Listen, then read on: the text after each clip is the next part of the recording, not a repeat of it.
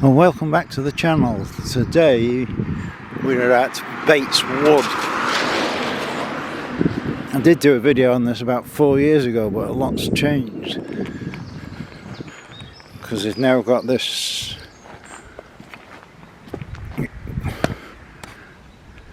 mini pit heritage site, because this was the biggest disaster in coal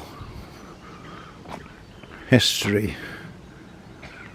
and it's a secret little place. If you ask anybody about it, nobody knows anything about it, and it's about 10 minutes from Shavington, Crewe, that sort of area.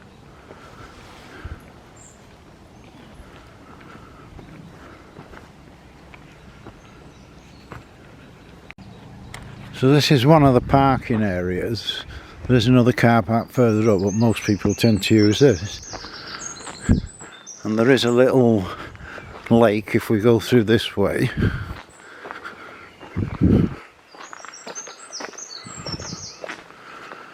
Audley Parish Angling Club.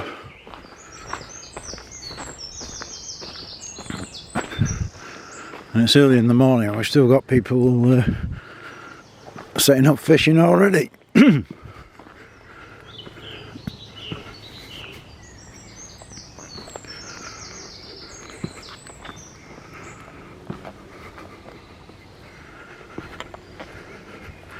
It's only a small lake, but there is some big fish in here.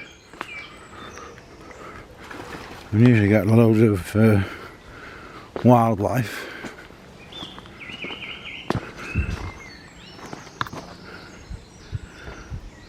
You can see they're setting up for the fishing already. We do have some turbocharged little ducks, all in a row, and half open.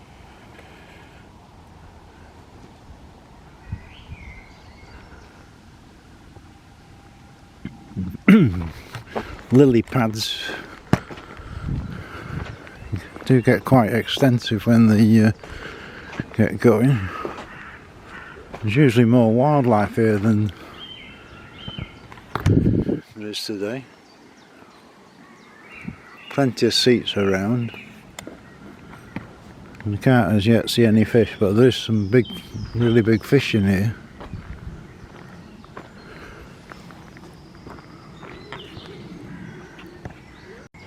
From the car park, if we cross over, we've now got the memorial. And there is a sign here that explains why it's alright. 156 men and boys who were killed 1918. There were 248 in the pit at the time.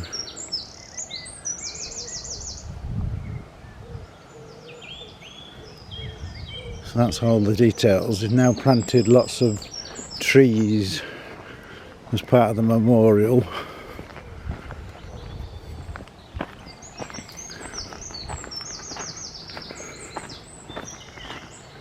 Nice little sort of remembrance garden.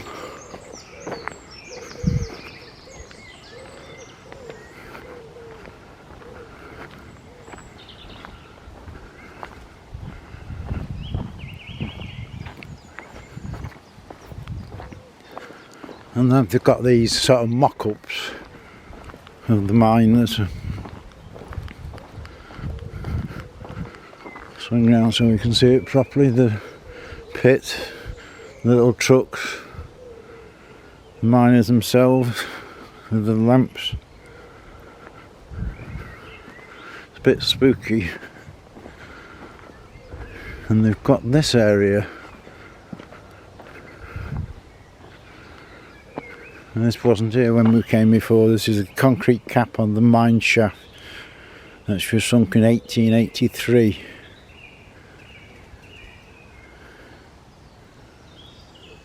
So they made quite a feature of that.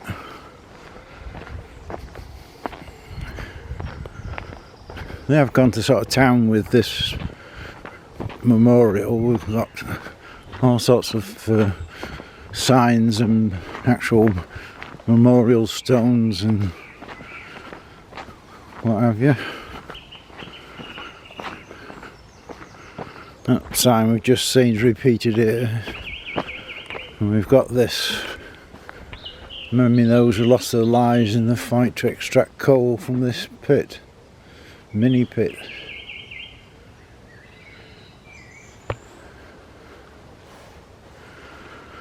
If we walk up a bit, there's another memorial here.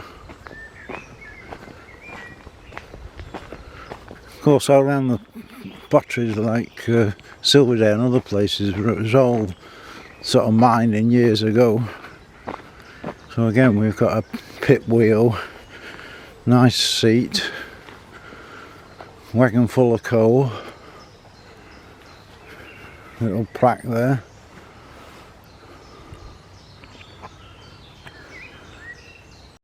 As we walk up past the memorial, up the through the woods, all of a sudden we come on to, wait for it, the original pit.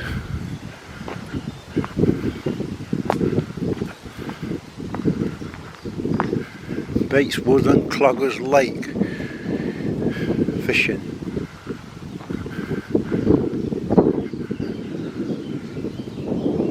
Normally there's loads of fishermen, so it's just a bit early. It's only 8:30. Well, I won't go 8:30 early, but oh, there's one fisherman down the bottom there.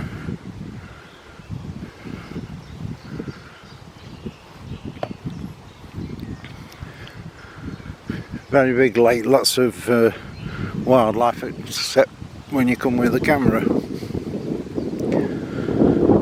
It's the usual Canada geese, ducks, there's usually grebe. Sometimes you get cormorants.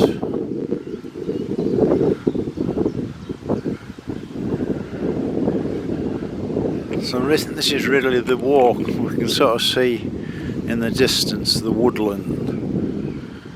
Now there's sort of different walks depending on what you want. You can walk round this lake and keep to the lake and just come round back to here, which isn't very far. You can then go up to the top in those woods, and there's a path up there, and come round and back to here again. Or when you get to the top, as we'll see, you can go further into the woods and further over that way. And you can actually walk to Silverdale pit if you want. So something for everybody. The main disadvantage is there's no toilets, there's no cafe or anything like that. The paths are debatable if you're in a wheelchair. One thing you're not short of is daisy-like weeds. There's hundreds of them.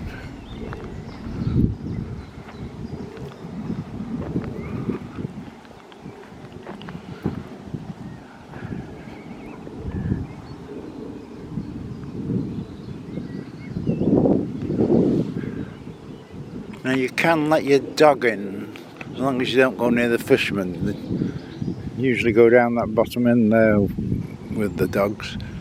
Obviously don't do it where the fishermen are, but the dog can have a fair old swim on a hot day. We'll get down to the bottom of the lake, and normally if there's no fishermen, this is where most people let the dogs in, because it's reasonably shallow but plenty deep if you want a good swim. I've just seen a grebe, and like all wildlife, they disappear as soon as you get your camera out.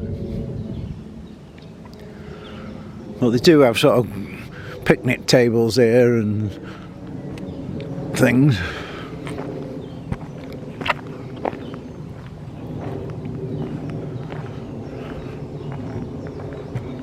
As you can see, the paths are reasonable, but not really good enough for a wheelchair.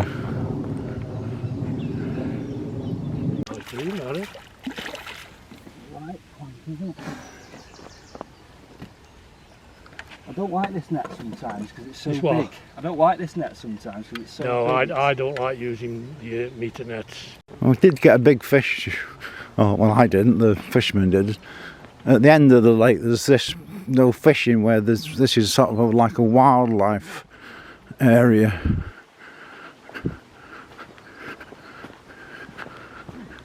We now go up this little path.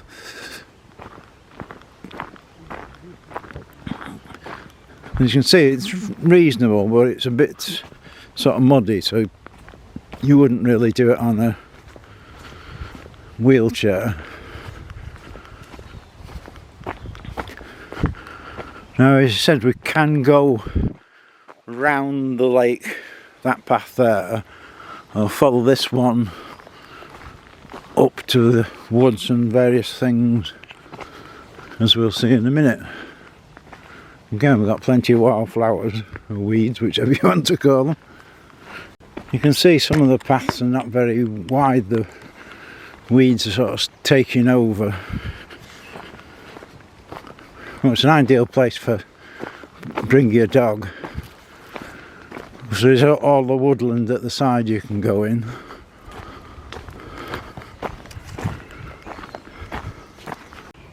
A bit further up and it does sort of get quite woody and the path gets a bit smaller.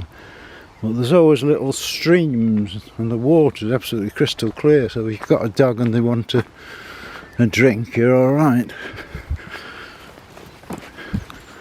Well, it does get really sort of tight, but heck, you're in the bloody countryside. You expect these sort of things.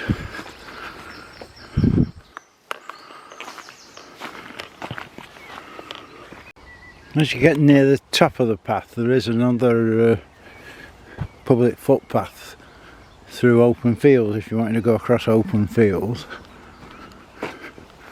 And we're nearly at the top of the path here.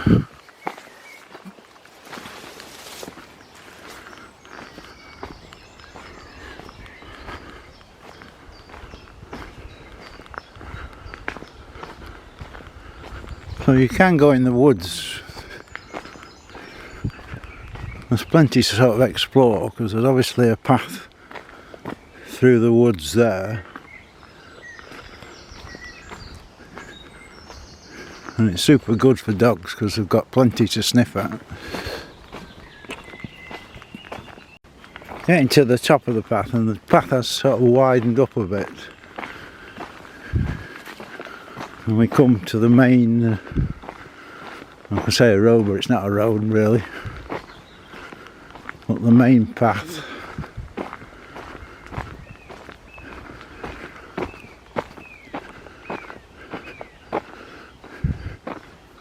And as we said, you can now walk down back round the lake.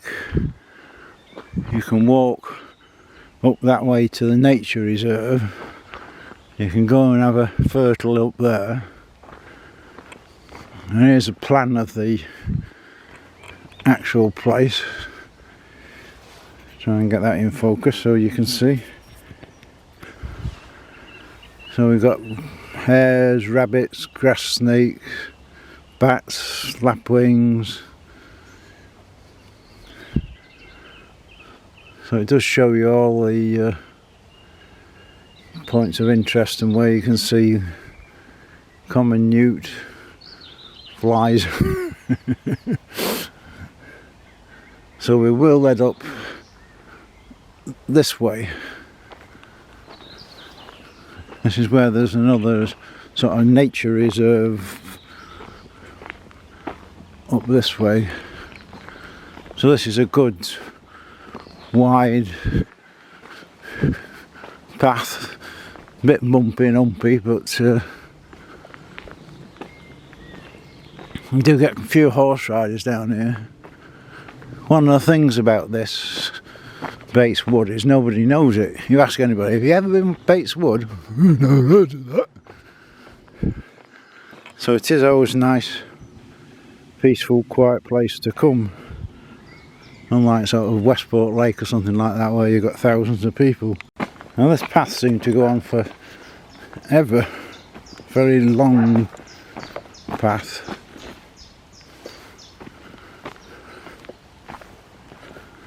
But again, if you got a dog, you can let him in the woodlands.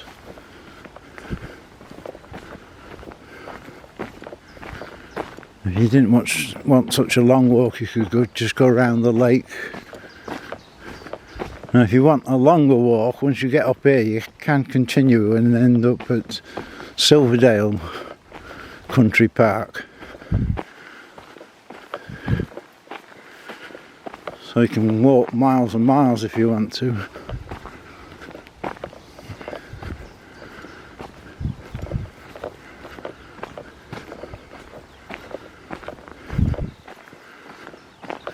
It does sort of split here, that you've got another public footpath through there, so you can go across the field. There's another public footpath through the woods there. There's plenty to explore. It's quite a nice little bit. We're in danger of being stopped because of the flipping weather at the moment. Well, that's the path we've just come down, which seems to go on forever. The path continues. If you wanted, you could walk across the Silverdale Country Park. But there's another wildlife area here. Still part of Bateswood, but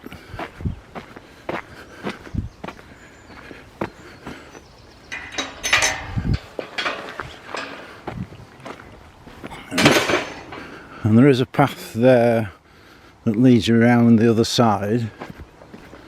Some details of it here. Viewing platforms. Shows you what's on. You can see we're somewhere sort of here. So you can walk across to Silverdale or even to Madley if you wanted. So we'll have a look down here. This is all wildlife area.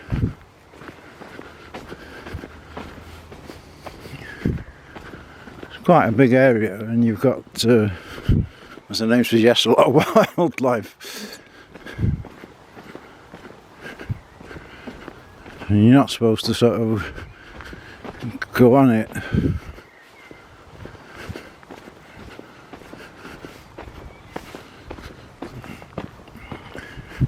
Staffordshire Wildlife Trust.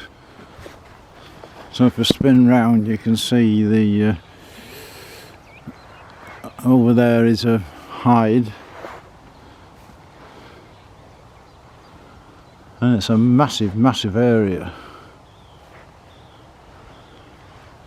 You can walk round it. The hide over there, you can be a bit naughty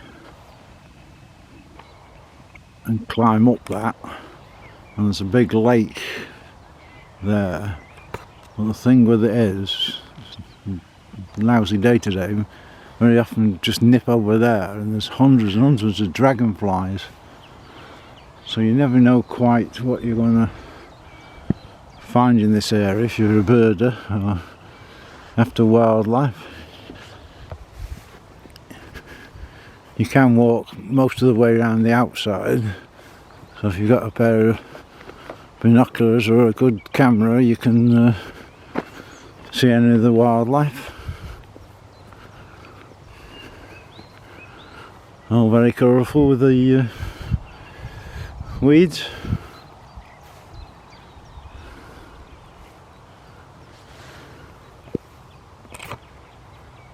We're now returning from that road, and this is back where we came when we left the lake. So we're going to now carry straight on. There is picnic benches again. There is places to explore up there, all in the trees. Now this spot up here, it's usually probably 12 o'clock to 2 o'clock or something. You do get lots and lots of buzzards and things flying around.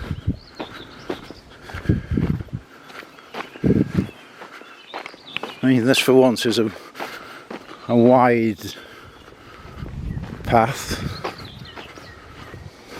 plenty to explore if you go off road a bit.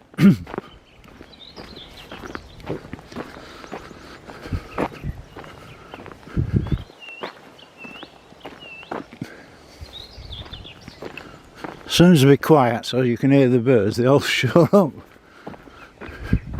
Well, you can see you can go right up into those woods if you want. So you never stop exploring here. There's plenty to see depending on what you like and your abilities. I'm struggling with the bloody rain at the moment, but the paths still sort of widen out and you can go exploring down here. There's seats up here if you want to admire the sun. I'll sit and get wet as the case may be today. Well, there is a path somewhere in that lot and takes you back down to the lake.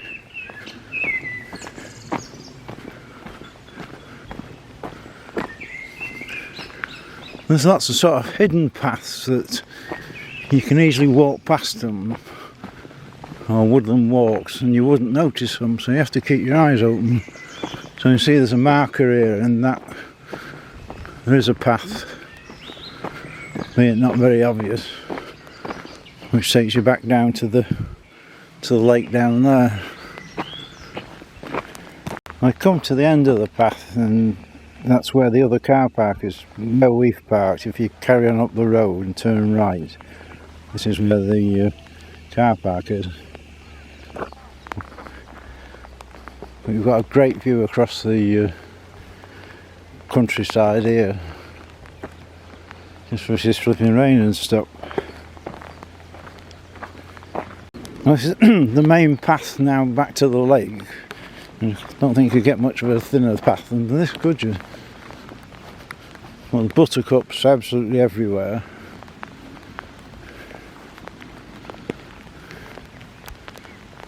There's sort of beds of flowers, and I don't know whether you can quite see that, but there's a load of flowers there. There's sort of a bed of flowers, if we can get a focus on it. Nice pretty yellow flowers. Again, plenty of woodlands. We're heading back towards the lake. Well, I do say about these non-obvious footpaths, but you can just about sort of make out there is a path here. I'm getting soaking wet, so we're heading here, which is the woodlands. So there's plenty of these little paths. You can see it's quite a distinct path. You do then come into the woods.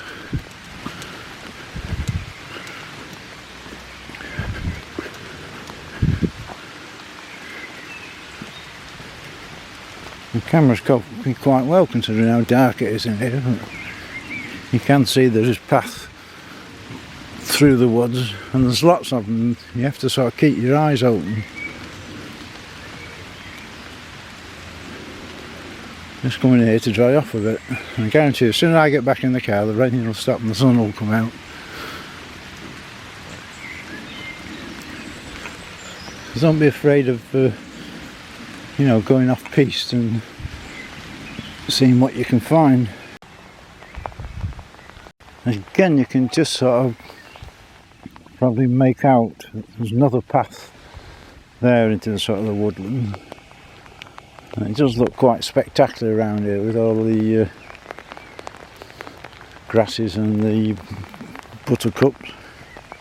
At the end of that path there is in memory of Bill Parry, was dedicated protection of wildlife in Bateswood Nature Reserve 1996. So quite a big monument. So we're virtually back at the lake now. So I come to the end of the path. We're back where we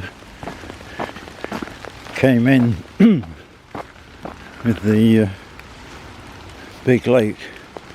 And it's been a shame because it's been not a seat here. in a soggy wet day, and I guarantee as soon as I get in the car it'll stop and the sun will come out.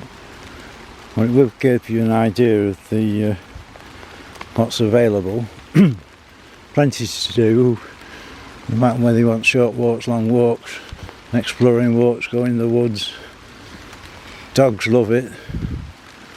Still only got 2 fishermen at the moment. So I hope you enjoyed it despite the wet weather. It's a problem with the wet weather. You've got several £1,000s worth of camera and it keeps getting bloody wet. Just come a different path on the way back to the car, and again you can see there's little pathways there and little pathways there. So what we've done today is about 8,000 steps. Of course you can do a lot more if you so desire, or a lot less. I'm just heading back to the car park. The rain's really coming down now. Wasn't supposed to rain for another hour, but obviously the clouds didn't get the email.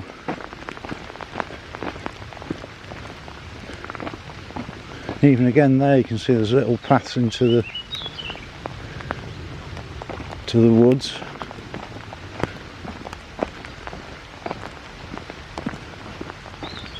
And we're back to the car park.